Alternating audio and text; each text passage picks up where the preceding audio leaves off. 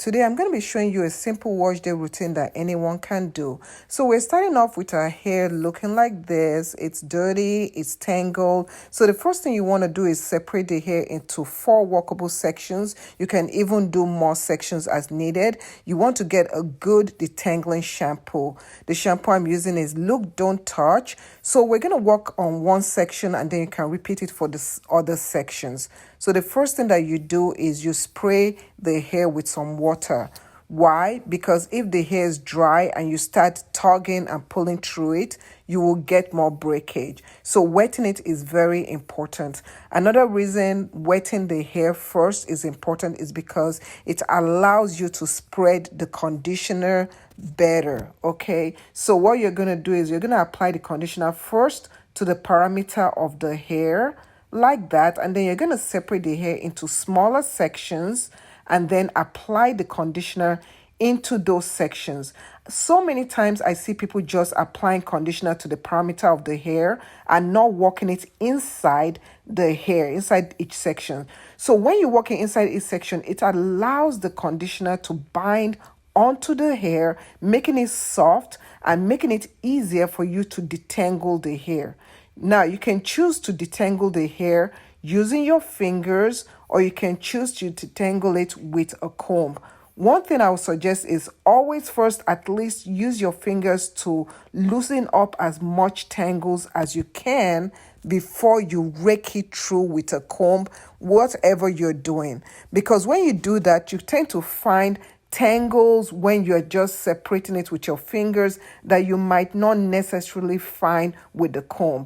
So like right now, you can see that I've discovered a tangle and I can just easily loosen it.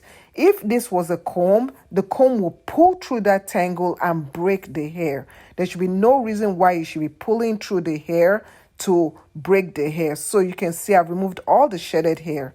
Next, it's time to shampoo the hair. This is a method that we're using. We're using a bucket of water and we're just wetting the hair first. You can do this in the shower also. So I wet the hair with lukewarm water, not too hot, not too cold. When you use this kind of water, it breaks through any of the dirt, any of the buildup.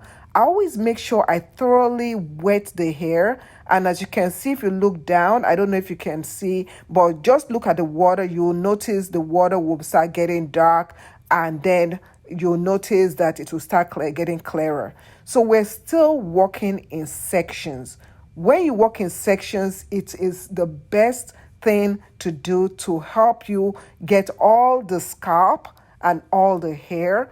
Don't wash all in one. So what I'm doing now is applying the shampoo first to the scalp area, and you notice I went through the scalp, and then I can take my fingers and just rub the palm, the pad of my finger.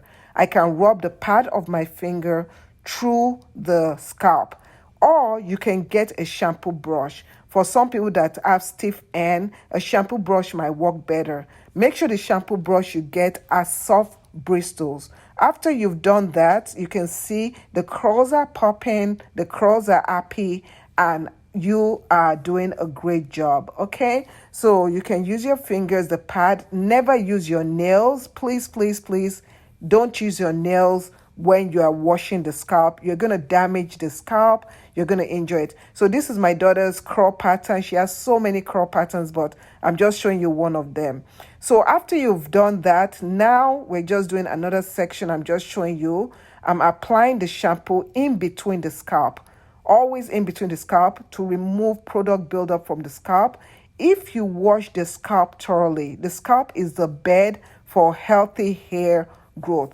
If your scalp is clogged with products, then you can develop different scalp condition. You can develop, you can say that, oh, I have buildup on my scalp, and you think it's dandruff. Always remove the buildup as best as you can. So using methods of your fingers or brush will work fine. So after the shampoo has been applied, I'm just showing you how the hair looks like, full of shampoo. Now it is time to rinse it out. So we're just going to take the water. You can still do this in sections. I just took everything out for you guys to see. So I'm rinsing out the hair, okay, with water. And one thing I should tell you is that when you are rinsing it like this, you are rinsing off everything. Make sure that the water, you notice the water is now running clear after a while. Make sure the water runs clear. If the water is still dirty, the hair is still dirty. Now, the last thing that I do is I take a little bit of shampoo and I put it to the length of our hair. Just a little bit, not so much. I'm putting it to the length of the hair. This shampoo I'm using is sulfate-free shampoo. If you use sulfate shampoo, you might find out that the hair is dry, it's coarse, and it's getting more tangled. Some people's hair don't react well with sulfate shampoo. So look for sulfate-free shampoo if you want soft hair, if you want hair that doesn't strip out all the oil. If you want shampoo that doesn't strip out all the oil from your hair, you want to use a sulfate-free shampoo.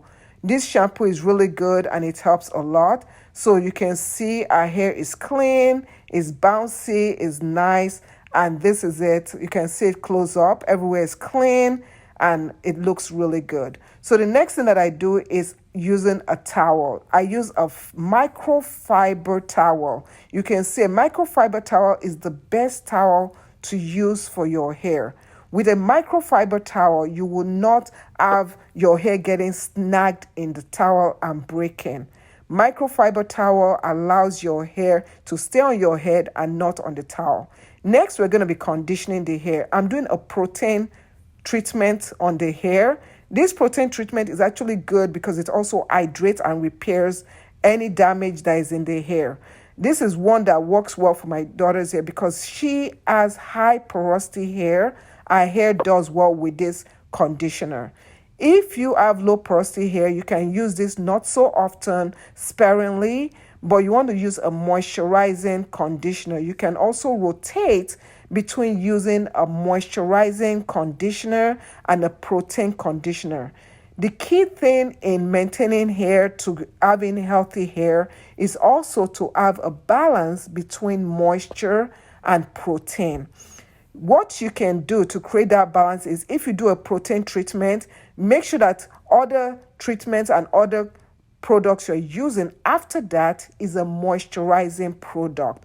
Don't start using protein. Now, if your hair loves protein like my daughter's hair, we can use leave-ins that have protein in it and move on from there. So I'm just applying the conditioner. Then I'm going to use a cap. I can put on this cap. And then I can also use, if I want more heat in the hair, I can sit under the dryer or steamer, or you can also use a heated cap. And heated cap is really good for kids because they can run around and not be confined under a dryer. Once you do this, you keep it in the hair, follow the instruction on the product. After that, it's time to rinse the hair and then use your leave-in conditioner. So this is the leave-in conditioner that we're using. And after you use a leave-in conditioner, you can use your moisturizer, you can use your oils on the scalp, you can do all those steps afterwards. So a leave-in conditioner for us is a must because it allows our hair to get the nutrients. So I'm just applying the leave-in conditioner, showing you how I apply it in between the hair. You can notice I'm not putting too much because this leave-in conditioner, even with a little bit, it spreads really well. So I'm just applying it especially to the ends and to the length of the hair. What I'm going to do after this is you can either hair dry the hair or you can do a blowout, like use a blow dry or something. So my daughter, she's doing this. We're doing this passion twist on her hair, and this is the outcome. If you want a video showing how I do my passion twist and do this hairstyle, comment below, let me know. But this is how it came out. She's going to wear this style for about 3 weeks, 4 weeks. It depends because she likes being in her hair. But this is it. She absolutely loves it. Thank you so much. If you have any questions or you need help with your hair, send a message to me and I'll help you.